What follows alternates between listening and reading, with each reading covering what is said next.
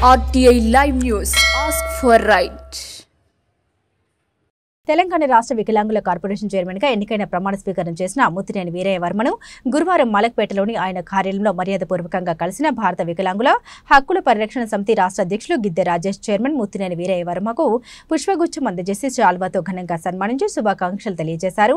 అనంతరం సంఘం నాయకులతో కలిసి మాట్లాడారు. వికలాంగుల హక్కుల కోసం వికలాంగుల సమస్యలపై గత ప్రభుత్వంపై పోరాటం చేసిన ముత్తినేని వీరయ్య వర్మ నేడు వికలాంగుల కార్పొరేషన్ చైర్మన్ గా బాధ్యతలు స్వీకరించడం శుభ పరిణామమని, వికలాంగుల సమస్యలపై పూర్తి అవగాహన ఉండి సమస్యలపై పోరాటం చేసిన వ్యక్తి నేడు చైర్మన్ గా బాధ్యతలు స్వీకరించడంతో తమ సమస్యల పరిష్కారానికి నోచుకుంటాయని తాము భావిస్తున్నామన్నారు.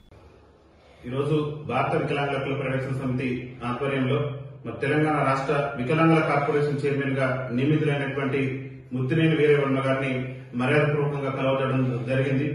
వారిని మర్యాదపూర్వకంగా కలిసి తెలంగాణ రాష్ట్ర వికలాంగుల కార్పొరేషన్ చైర్మన్ గా నియమితులైనటువంటి శుభ సందర్భంలో వారికి భారత వికలాంగుల హక్కుల పరిరక్షణ సమితి రాష్ట్ర కమిటీ పక్షాన ప్రత్యేకంగా శుభాకాంక్షలు తెలియజేసి వారు కూడా వికలాంగుల సమస్యల పరిష్కారం కోసం గతంలో అనేకమైనటువంటి పోరాటాలు చేసి వికలాంగుల సమస్యల మీద పూర్తి అవగాహన ఉన్నటువంటి వ్యక్తి కావడం పట్ల మేము హర్షం వ్యక్తం చేస్తున్నాం. ఎందుకంటే వికలాంగుల సమస్యల మీద పూర్తి స్థాయిలో అవగాహన ఉన్నటువంటి వ్యక్తే ఈ రోజు వికలాంగుల కార్పొరేషన్ కు చైర్మన్ గా రావడం వల్ల వికలాంగుల సమస్యలు అనేటటువంటివి పరిష్కారానికి నోచుకుంటాయని చెప్పేసి భారత వికలాంగుల హక్కుల పరిరక్షణ సమితి రాష్ట్ర కమిటీ పక్షాన మేము ఆశిస్తున్నాం. ముఖ్యంగా కాంగ్రెస్ పార్టీ ఎన్నికల మేనిఫెస్టోలో గౌరవ ముఖ్యమంత్రి రేవంత్ రెడ్డి గారు ఏదైతే వికలాంగులకు ఆనాడు పిసిసి అధ్యక్ష హోదాలో చెప్పిండు, వికలాంగులకు మేము అధికారంలోకి వస్తే 60,000 రూపాయలు పింఛన్ ఇస్తాం, వృద్ధులు, గీతా కార్మికులు, అదేవిధంగా వితంతువులకైతేనే ఒంటరి మహిళలకు వీళ్ళందరూ కూడా పింఛన్ 4,000 రూపాయలు చేస్తామని చెప్పేసి ఆ రోజు ఎన్నికల్లో హామీ ఇవ్వడం జరిగింది. ముఖ్యంగా వికలాంగులకు విషయానికి వచ్చేసరికి ఆర్టీసీలో మహిళలతో పాటు వికలాంగులు కూడా ఉచిత రవాణా సౌకర్యం కల్పిస్తామని అన్నారు.